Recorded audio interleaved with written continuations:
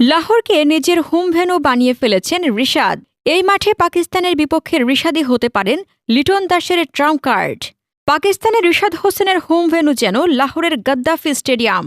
গত এক মাসে পাকিস্তান সুপার লিগে লাহোর কালান্দার্সের খেলার সুবাদে এই স্টেডিয়ামের সঙ্গে ভালো সম্পর্ক গড়ে উঠেছে তার। এই ভেন্যুতে অনুশীলন, ম্যাচ খেলা দুই অভিজ্ঞতায় আছে রিশাদের।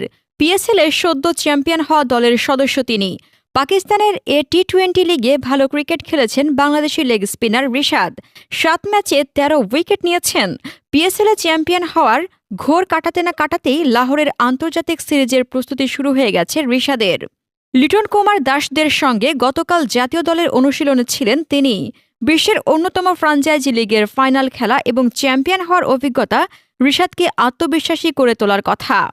বাংলাদেশ দলের ম্যানেজমেন্ট অন্তত তাই মনে করে। পাকিস্তানের মাটিতে রিশাদের ধারাবাহিক ভালো খেলা লিটন কুমার দাসদের অনুপ্রাণিত করবে। পিএসএল-এর ফাইনাল ম্যাচ চলাকালে বাংলাদেশ দলের কয়েকজন ক্রিকেটার লাহোরে থাকলেও স্টেডিয়ামে ম্যাচ দেখতে যেতে পারেননি নিরাপত্তা প্রোটোকল থাকায়। মাঠে যেতে না পারলেও লিটনরা জাতীয় দল সতীর্থদের বোলিং দেখেছেন টিভিতে।